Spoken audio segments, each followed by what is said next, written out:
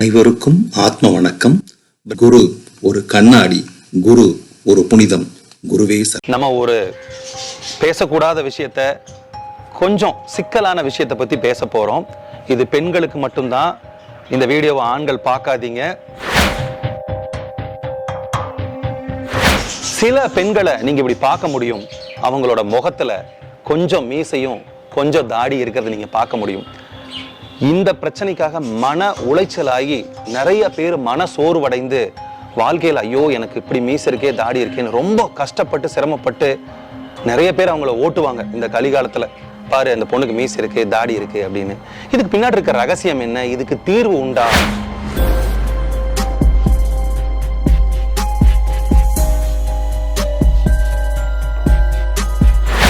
ஏன் எனக்கு இந்த மாதிரி வருது அப்படின்னு நீங்க டாக்டர் கிட்ட போய் கேட்டீங்கன்னா டாக்டர் ஒரு விஷயத்த சொல்லுவாங்க. என்ன அப்படின்னா, குரோமோசோம்களுடைய உடல் இருக்கக்கூடிய அணுக்களுடைய பிரச்சனை கொஞ்சம் ஆண் தன்மை அதிகமா இருக்குது.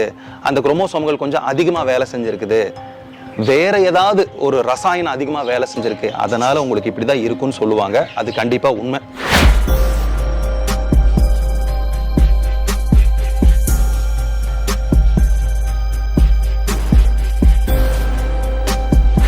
கர்ப்பப்பைக்கு மேல் பகுதியிலிருந்து வரக்கூடிய ஸ்ரோனிதமானது இது ரெண்டும் சேர்ந்து கர்ப்பப்பைக்குள்ள போகும் பொழுது ஸ்ரோனிதம் முதல்ல விழுந்து விந்து மேல விழுந்ததுன்னா பிறக்கக்கூடிய சிசு பெண்ணா இருக்கும். விந்து முதல்ல விழுந்து ஸ்ரோனிதம் அது மேல விழுந்து ஒண்ணு சேர்ந்துச்சுன்னா பிறக்கக்கூடிய பெண் ஆணா இருக்கும். சரிங்க சார், இப்ப நீங்க சொல்றதுக்கும் பெண்ணோட முகத்துல முடி வளர்க்கும் தாடி வளர்க்கும் என்னங்க சார் சம்பந்தம் அப்படின்னா,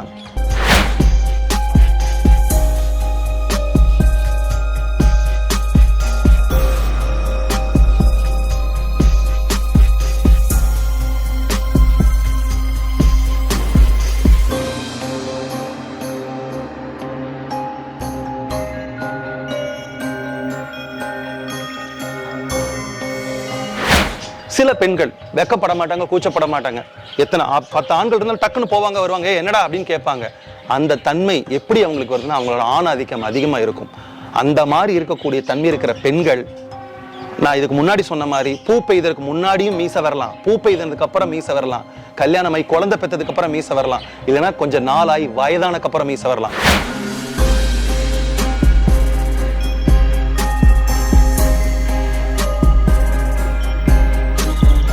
நீங்க ஒரு ஆணுக்கு நிகரான ஆளுமை உங்களுக்கு வர முடியும். இதெல்லாம் தாண்டி எந்த ஒரு ஆணுக்கு அந்த பெண் தன்மை எப்படி நம்ம பெண்ணுக்கு மீசை தாடி வர்றது பாசிபிலிட்டிஸ் இருக்கோ அதே மாதிரி ஒரு ஆணுக்கும் இது நடக்கும். அப்படின்னா என்ன சார் அந்த ஆண் ஆவாங்க?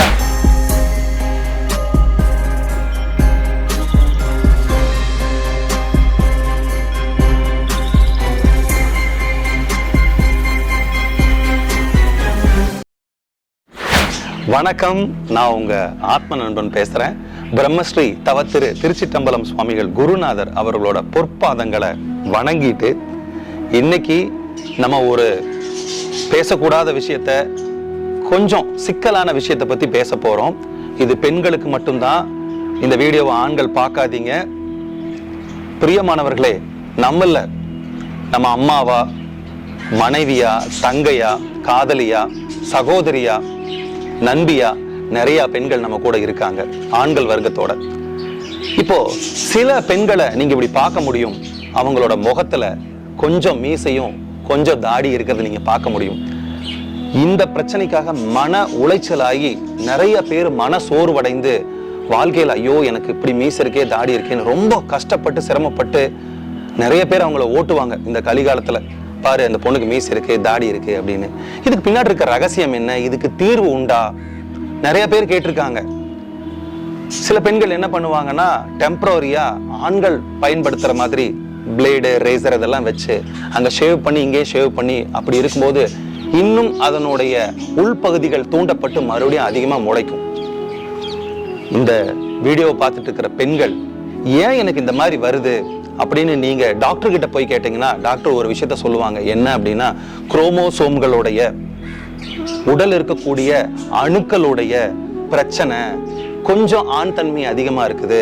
அந்த குரோமோசோம்கள் கொஞ்சம் அதிகமா வேலை செஞ்சிருக்குது.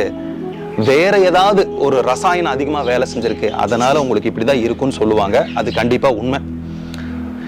இதுக்கு தீர்வு உண்டான்னு நீங்க டாக்டர்கிட்ட கேட்டீங்கன்னா அவங்க சில மெடிசன்ஸ் கொடுப்பாங்க, சில லோஷன்ஸ் கொடுப்பாங்க. ஆனா அதெல்லாம் டெம்பரவரியா தான் இருக்கும். பர்மனண்டா ஒரு சொல்யூஷன் கொடுக்கவே கொடுக்காது. எனக்கு ஏன் இப்படி இருக்குன்னு ஒவ்வொரு பெண்ணும் இந்த மாதிரி முடி முளைச்சிட்டு இருக்கிற பெண் யோசிக்கணும்னா அதுக்கு பின்னாடி சில விஷயங்கள் இருக்குது, சில ரகசியங்கள் இருக்குது. ஒரு சிசு, ஒரு கரு ஒரு பெண்ணோட வயிற்றுக்குள்ள உண்டாகிறதுக்கு சயின்ஸ் படி சில விஷயங்களை நம்ம எடுத்துட்டு வருவோம், ஆன்மீகத்துப்படி சில விஷயங்கள் எடுத்துட்டு வருவோம், அறிவியல் படி சில விஷயங்கள் எடுத்துட்டு வந்தீங்கன்னா இப்படி சொல்லுவாங்க, எக்ஸ் குரோமோசோம், ஒய் குரோமோசோம். எக்ஸுங்கிறது ஆணு, ஒய்ங்கிறது பெண்ணு. எது முதல்ல போய் கர்ப்பப்பையில விழுந்து எது மெஜாரிட்டியா போய் சேருதோ அந்த தன்மையில அந்த சிசு பிறக்கும். அதாவது எக்ஸோட மெஜாரிட்டி அதிகமா இருந்தா ஆணாகவும், ஒய்யோட மெஜாரிட்டி அதிகமா இருந்தா பெண்ணாகவும் இருக்கும்னு சொல்லுவாங்க. இது அறிவியல். இந்த அறிவியல் அதாவது விஞ்ஞானத்துக்கும், நான் இப்ப அடுத்த போறோம் மெய்ஞானம் சொல்ல போறோம், மெய்ஞானத்துக்கும் பெரிய வித்தியாசமே இல்லை. விஞ்ஞானம் எக்ஸ் ஒய் குரோமோசோம்னு சொல்லுது, மெய்ஞானம் விந்துவும் ஸ்ரோனிதம்னு சொல்லுது, அவ்வளவுதான். ஒரு ஆணும் பெண்ணும் இணை சேரும் பொழுது, உடல் உறவு ஏற்படும் பொழுது, ஆண் உறுப்பு வழியா வெளியே வரக்கூடிய விந்து சக்தியானது பெண் புணரும் பொழுது அவளுக்கு உணர்ச்சி மேற்பட்டு அவ யோனிக்கு பின்பகுதியில் இருந்து கர்ப்பப்பைக்கு மேல் பகுதியிலிருந்து வரக்கூடிய ஸ்ரோனிதமானது இது ரெண்டும் சேர்ந்து கர்ப்பப்பைக்குள்ள போகும் பொழுது, ஸ்ரோனிதம் முதல்ல விழுந்து விந்து மேல விழுந்ததுன்னா பிறக்கக்கூடிய சிசு பெண்ணா இருக்கும். விந்து முதல்ல விழுந்து ஸ்ரோனிதம் அது மேல விழுந்து ஒண்ணு சேர்ந்துச்சுன்னா பிறக்கக்கூடிய பெண் ஆணா இருக்கும். சரிங்க சார், இப்ப நீங்க சொல்றதுக்கும் பெண்ணோட முகத்துல முடி வளர்க்கும் தாடி வளர்க்கும் என்னங்க சார் சம்பந்தம் அப்படின்னா, ஒருவேளை அறிவியல்ல சொன்ன மாதிரி மெஜாரிட்டி ஸ்பீக்ஸ், மெஜாரிட்டி லீட்ஸ், இந்த குரோமோசோம்கள்னு இவங்க சொல்றது, இந்த மெய்ஞானத்துல அந்த விந்தணுவோட ஆதிக்கம் அதிகமா இருக்கிற ஒரு பெண்ணுக்கும் இந்த விஷயம் நடக்கும். சார் நீங்க சொல்றது எனக்கு புரியல சார் அப்படின்னா, இப்ப நான் இதுக்கு முன்னாடி சொன்னேன், ஸ்ரோனிதம் முதல்ல கர்ப்பப்பைக்குள்ள விழுந்து அதுக்கப்புறம் விந்து மேல போய் ஒட்டுச்சுன்னா பெண்ணா இருக்கிறதுக்கு வாய்ப்பு இருக்குது அப்படின்னு. இந்த விந்துவும் கொஞ்சம் அதிகமா அது ரெண்டு சேர்ற டைம் மோரர்லெஸ் கொஞ்சம் ஈக்குவலண்டா இருந்துச்சு அப்படின்னா அந்த சமயத்துலதான் அங்க ஆண் தன்மை கொஞ்சம் ஆதிக்கம் கொடுக்குது. இப்போ உங்களோட சொந்தக்காரங்க இல்லைன்னா உங்களோட ஃப்ரெண்ட்ஸ் எங்காவது வீட்டுக்கு போயிருந்தீங்க அப்படின்னா நீங்க கண்டிப்பா இதை எக்ஸ்பீரியன்ஸ் பண்ணிருப்பீங்க. அங்க இருக்கக்கூடிய பாட்டிங்க நீங்க பாத்தீங்கன்னா அவங்க தாத்தா எப்போ இறந்திருப்பாரு, அந்த பாட்டி ஒரு வெத்தலை இப்படி குத்திட்டு உட்காந்துருக்கலாம், இல்லைன்னா அரிசி புடைச்சிட்டு உட்காந்துருக்கலாம், இல்லைன்னா சும்மா உட்காந்துட்டு இருக்கலாம், பேசிட்டு இருக்கலாம். அந்த பாட்டியை நீங்க உத்து கவனிச்சிருந்தீங்கன்னா, நான் எல்லா பாட்டிக்கும் சொல்லல, ஒரு சில பாட்டிகளுக்கு அவங்களுக்கு மியூசியம் தாடி முளைச்சிருக்கிறத பார்க்கலாம். அதே நீங்க அவங்க இளவயசு போட்டோ எடுத்து பாத்தீங்கன்னாலோ இல்ல அவங்களோட கொஞ்சம் இப்ப ரீசன்ட் டேஸோட போட்டோ எடுத்து பாத்தீங்கன்னா அது இருந்திருக்காது. இதுக்கு ஒரு விதமான சம்பந்தம் இருக்கு. இந்த ஆண் தன்மை ஒரு பெண்ணோட உடம்புல இருந்து ஆதிக்கம் செய்யறது அவளோட பருவ வயதுல இருந்து ஆரம்பிக்கலாம், பருவ வயதுக்கு முன்னாடி ஆரம்பிக்கலாம், இல்ல பருவம் அடைந்து அவ குழந்தை பெற்றதுக்கு அப்புறம் கூட ஆரம்பிக்கலாம். இந்த மாதிரி அந்த ஸ்டேஜ் வேற மாதிரி மாறி நிக்குது. இந்த பெண்ணுக்கு இந்த மாதிரி நிகழ்வுகள் நடக்கும் பொழுது அவங்களோட உணர்வுகள் உணர்ச்சிகளும் ஆண் தன்மையை சார்ந்திருக்குது. சரி, இது மட்டும் இல்லாம ஒரு ஜெனரலான விஷயத்தை பேசிட்டு அப்புறம் நான் முக்கியமான விஷயத்துக்கு போலாம். ஒவ்வொரு பெண்ணுக்குள்ளே ஒரு ஆண் இருக்கான், ஒவ்வொரு ஆணுக்குள்ளே ஒரு பெண் இருக்கான்னு நமக்கு தெரியும். எப்ப அப்படின்னா, ஒரு ஆணோட உடம்புக்குள்ள பெண்ணோட ஆதிக்கம் எப்ப இருக்குது அப்படின்னா, அவன் பயப்படும் போது, அவன் வெட்கப்படும் போது, அவன் தலை குனியும் போது, அவன் அழுகும் போது, அவன் கருணை வயப்படும் போது, அவன் ரொம்ப அன்பா இருக்கும் போது, இதெல்லாம் ஒரு ஆணுக்கு பெண் தன்மையோட மெஜாரிட்டி எப்ப அதிகமா வருதோ அப்போ அந்த ஆணுக்கு இந்த மாதிரி விஷயங்கள்லாம் வெளிப்படும். நீங்க நல்லா கொஞ்சம் பேரை பார்த்திருக்க முடியும் அன்பானவர்களே. நம்ம சமுதாயத்தில் இருக்கக்கூடிய சில ஆண்களோட நடை உடை பாவனை கொஞ்சம் பெண் தன்மையை ஒத்திருக்கிறத பார்க்க முடியும். அவர்கள் மூன்றாம் பாலினம் நான் சொல்லவே வரல, மூன்றாம் பாலினம் டோட்டலா வேற. ஆனா அவங்க பேசும்போது கொஞ்சம் பெண் தன்மையோட பேசுவாங்க, நடக்கும்போது அவங்களோட இடுப்பு அசைவுகள் கொஞ்சம் பெண் தன்மையை சார்ந்திருக்கும். இது எதனால அப்படின்னா, அந்த பெண் தன்மை அங்க அதிகரிச்சிருக்கும். அவங்க ரொம்ப பயப்பட்டுருவாங்க, ரொம்ப அழுதுருவாங்க, டக்குன்னு உணர்ச்சி வசப்பட்டுருவாங்க, டக்குன்னு காதல் வயப்பட்டுருவாங்க. அதே மாதிரி இந்த விஷயம் ஆணுக்கு இருந்தாலும் அங்க நகைப்புக்குரியதா கேலி கூத்தா இருக்குது, பெண்ணுக்கு இருந்தாலும் நகைப்புக்குரியதா கேலி கூத்தா இருக்குது. பெண்ணுக்கு எப்படி அப்படின்னா, சில பெண்கள் வெக்கப்பட மாட்டாங்க, கூச்சப்பட மாட்டாங்க. எத்தனை 10 ஆண்கள் இருந்தாலும் டக்குன்னு போவாங்க வருவாங்க, என்னடா அப்படின்னு கேட்பாங்க. அந்த தன்மை எப்படி அவங்களுக்கு வருதுன்னா, அவங்களோட ஆண் ஆதிக்கம் அதிகமா இருக்கும்.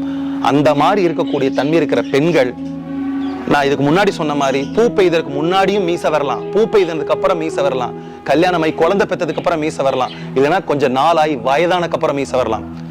இந்த வயதான பாட்டிகளுக்கு அந்த மீசை தாடி இருக்கிறவங்களோட அந்த பாட்டியோட வாழ்க்கை முறைவை நீங்க உங்க நண்பர் வீட்லயோ இல்ல உங்க உறவினர் பாட்டியா கூட இருக்கலாம். யாரே இருந்தாலும் கொஞ்சம் நீங்க போய் அங்க ஆராய்ச்சி பண்ணி பாருங்க. அந்த பாட்டி கொஞ்சம் டாமினண்டா இருக்கும். அந்த பாட்டி தாத்தாவை அடக்குமுறை பண்ணியிருக்கும். அந்த பாட்டி சொல்றதா அங்க நடந்திருக்கும். எவ்வளவு பெரிய டிசிஷனா இருந்தாலும் சரி, எத்தனை பிரச்சனை வந்தாலும் அந்த தாத்தா அந்த பாட்டி தான் சார்ந்திருப்பாரு. அந்த பாட்டி எல்லா டிசிஷனையும் பக்காவா எடுக்கும், யாரு வந்தாலும் சரி. நீங்க மைக்கேல் மதன காமராஜன் படம் பார்த்திருப்பீங்கன்னு நினைக்கிறேன். எல்லாமே கமலஹாசன் அவர்கள் நடிச்ச படம். அந்த படத்துல பாலக்காட்டு மாதவன் மாதிரி ஒரு ஐயர் வேஷத்துல கமலஹாசன் நடிச்சிருப்பாரு. அப்ப நடிகை ஊர்வசி நடிச்சிருப்பாங்க. அந்த நடிகை ஊர்வசியோட பாட்டி ஒருத்தங்க நடிச்சிருப்பாங்க. அவங்க இந்த மாதிரி போட்டு பொருட்கள்லாம் திருடிட்டு இருப்பாங்க.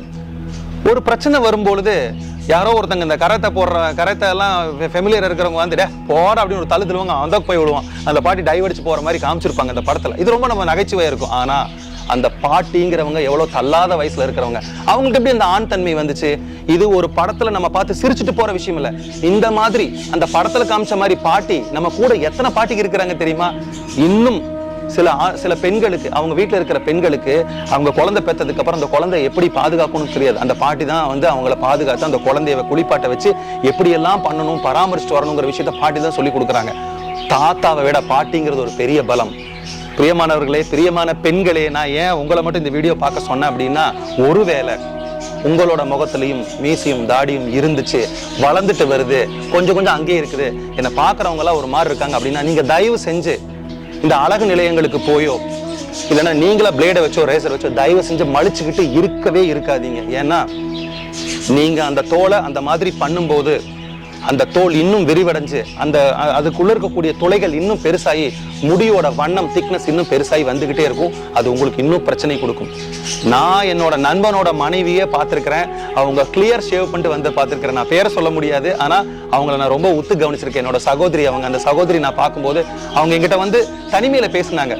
அண்ணா, உங்களோட ஃப்ரெண்டோட ஒய்ஃப் தானே நான், உங்க தங்கச்சி மாதிரி தானே நான், எனக்கு இதுக்கு ஒரு வழி சொல்லுங்கண்ணா அப்படின்னு சொன்னாங்க. நான் அவங்களுக்கு இதுதான் சொன்னேன், சிஸ்டர் நீங்க தயவு செஞ்சு நீங்க பண்ணிட்டு வர்றது எனக்கு தெரியும், ஆனா அதை பண்ணாதீங்க, இன்னும் அதிகமா போகும் அப்படின்னு சொல்லி அவங்களை நான் மோட்டிவேட் பண்ணேன். கொஞ்ச நாள் கழிச்சு அவங்க ரொம்ப ஒரு திடமான மனதோட வந்தாங்க. அண்ணா, நான் பிளேடு ரேசர்லாம் யூஸ் பண்றது இல்லைன்னா, நீங்க சொன்ன மாதிரி மஞ்சள் மட்டும் போட்டுட்டு வந்தேன்னா, ஆனா என்னோட கான்ஃபிடென்ட் லெவல் எப்ப அந்த ரோமங்கள் வெளியில வரும்போதோ என் கான்ஃபிடென்ட் லெவல் கொஞ்சம் கம்மியா இருந்துச்சுன்னா, நான் ஒருத்தரோட முகத்தை பார்த்து பேசும்போது எங்க அவங்க என்ன கவனிச்சிருவாங்களோன்னு நான் கூடி குறுக்கிட்டு இருந்தேன்னா, நீங்க எப்படி பேசணும்னு சொல்லி கொடுத்தீங்க, என்ன மாதிரி பிஹேவ் பண்ணணும்னு சொல்லி கொடுத்தீங்க, அந்த தாழ்வு மனப்பான்மையை எப்படி ஓவர் கம் பண்ணணும்னு சொல்லி கொடுத்தீங்க. அந்த விஷயத்தை மட்டும் நான் ஃபோக்கஸ் பண்ணி என்னோட முகத்தில் இருக்கக்கூடிய கான்ஃபிடன்ஸ் லெவலை மட்டும் நான் பார்த்தேன். என் முகத்தில் இருக்கக்கூடிய ரோமத்தை நான் பார்க்கல. இப்ப நான் நல்லா இருக்கேன்னு சொல்றாங்க. இது நான் என் பெருமைக்கோ இல்ல அந்த சகோதரியோட பெருமைக்கோ சொல்ல. இந்த மாதிரி கூனி குறுக்கிட்டு இருக்கிற எத்தனையோ சகோதரிகள் இந்த வீடியோவை பார்த்துக்கிட்டு இருப்பீங்க. திரும்பவும் சொல்றேன், இந்த மாதிரி குரோமோசோம்கள்னால பாதிக்கப்பட்ட பெண்களுக்கு இந்த பிரச்சனை இருந்துச்சுன்னா தயவு செஞ்சு அழகு நிலையத்துக்கு போகாதீங்க, டாக்டர்கிட்ட போகாதீங்க. முடிஞ்ச வரைக்கும் தூய்மையான மஞ்சள் வாங்கி தேய்ச்சிக்கிட்டே இருந்தீங்க அப்படின்னா கண்டிப்பா அது கொஞ்சம் கொஞ்சமா அந்த முடியோட கெட்டித்தன்மை அமுந்து லேசான முடியா மாறுறதுக்கு நிறைய வாய்ப்பு இருக்குது. ஏன்னா இப்போ இருக்கிற கலிகாலத்துல நம்ம காலையில எந்திரிச்ச உடனே அப்படியே யாராவது வெளியே வரமா என்ன, நம்ம அழகா சிகையை அலங்காரம் பண்ணிட்டு முகத்தை அழகா கழுவிட்டு பவுடர் போட்டுட்டு, ஏன்னா ஒவ்வொரு மனிதனும் தன்னை வெளி காமிச்சுக்கணும்னு நினைக்கிறான், தன்னை அழகா காமிச்சுக்கணும்னு நினைக்கிறான், தன்னை கான்ஃபிடென்ட்டா காமிச்சுக்கணும்னு நினைக்கிறான். பெண்கள் இப்ப வந்து எத்தனையோ தொழில்கள்ல ஈடுபடுறாங்க, எத்தனையோ வேலைகளை பார்க்கறாங்க, ஆண்களுக்கு சமமா வேலை செய்யறாங்க. அந்த மாதிரி இருக்கிறவங்க ஏற்கனவே ஆண் வர்க்கத்துல பெண்கள் வந்து கொஞ்சம் கீழ்நிலையில இருக்கிறாங்க, நிறைய போராட்டங்களுக்கு இடையில வாழ்றாங்க. இந்த மாதிரி சமயத்துல முகத்தை நேருக்கு நேர் பார்த்து பேசி சில தொழில்கள் பண்றவங்களா இருக்கலாம், சில என்டர்பிரனரா இருக்கலாம், நிறைய விஷயங்கள்ல பெண்கள் ஈடுபட்டிருக்கலாம். அவங்களுக்கு தாழ்வு மனப்பான்மை வந்துடக்கூடாதுங்கிறதுக்காக தான் இந்த பிரத்யேகமான பதிவை போடுறேன். வேற எந்த நோக்கம் இல்லை, எந்த பெண்ணோட மனதையும் புண்படுத்தணும்னு இல்லை. ஏன்னா அவங்க இந்த விஷயத்தை தெரிஞ்சுக்கிட்டாங்கன்னா ஆழமா போவான். உங்க பாட்டிக்கிட்ட போய் பேசி பாருங்க, அவங்க எப்படி இருந்திருப்பாங்க, அவங்க ஆளுமை எப்படி இருந்திருக்கு. நீங்க ஒரு ஆணுக்கு நிகரான ஆளுமை உங்களுக்கு வர முடியும். இதெல்லாம் தாண்டி எந்த ஒரு ஆணுக்கு அந்த பெண் தன்மை எப்படி வந்து நம்ம பெண்ணுக்கு மீசை தாடி வர்றது பாசிபிலிட்டிஸ் இருக்கோ, அதே மாதிரி ஒரு ஆணுக்கும் இது நடக்கும். அப்படின்னா என்ன சார் அந்த ஆண் ஆவாங்க அப்படின்னா, அந்த ஆணுக்கு மார்பகங்கள் வளர்ச்சி வரும், அவங்களோட ஆணுறுப்பு அவங்களுக்கு பிடிக்காம போயிடும். அதனாலதான் அவங்க மூன்றாம் பாலினமா மாறுறாங்க. இந்த சமுதாயத்துல இது ஒரு சாதாரண விஷயம். ஆனா சக மனிதன் அந்த பரிணாம வளர்ச்சி இவ புரிஞ்சுக்கிட்டு தன்னோட இருக்கக்கூடிய அவன் ஒரு சகோதரனா இருக்கலாம், அந்த சகோதரன் உள்ளுக்குள்ள நடக்கக்கூடிய உடல் இயக்கங்கள்னாலையும் அந்த ரசாயன மாற்றங்களாலையும் அவன் பாதிக்கப்பட்டு அவன் ஒரு பெண் தன்மையை மாறி மார்பகங்கள் வளர்ந்து ஒரு பெண் தன்மைக்கு போறானா அவனுக்கு நம்ம எல்லாம் உதவணும். அந்த மூன்றாம் பாலினமா மாறனா அவனுக்கு உதவணும். ஆனா ஆண் வர்க்கங்கள் அவனை பார்த்து டே நீ பொம்பலடா, நீ வேறடா, அப்படி இப்படின்னு வார்த்தைகளை சொல்லும்போது கஷ்டப்படுவான். இது அவர் ஆணுக்கும் நடக்குது. அதனால நீங்க நினைச்சுக்காதீங்க எனக்கு மட்டும் மீச லைட்டா தாடி வந்தனால நான் தான் சஃபர் ஆகிறேன், என்ன எல்லாம் ஓட்டுறாங்க அப்படின்னு நினைக்காதீங்க. ஒரு ஆணுக்கும் இது நடக்குது. அவனோட பெண் தன்மை பார்த்து அவனை பறிக்கிறவங்களும் இருக்கிறாங்க. அதனால சகோதர சகோதரிகள் 2 பேருமே இந்த விஷயத்துல அஃபெக்ட் ஆன 2 பேருமே கான்ஃபிடன்ஸ் லெவல வளருங்க. உங்க முகத்துல இருக்கக்கூடிய குறைகளை ஒருத்தங்க பாக்குறாங்கிற எண்ணத்தை முதல்ல தூக்கிடுறீங்க. உங்களுக்குன்னு சில டேலண்ட் இருக்கும். அந்த டேலண்ட்டை வெளிப்படுத்தும் போது இதெல்லாம் சாதாரணமா தள்ளி போயிடும் சொல்லிட்டு ஆனந்தமா சந்தோஷமா செல்ஃப் மோட்டிவேட்டடா ஜாலியா இருங்கன்னு சொல்லிட்டு இன்னொரு நல்ல சந்தர்ப்பத்துல சந்திக்கிறேன். நன்றி, வணக்கம்.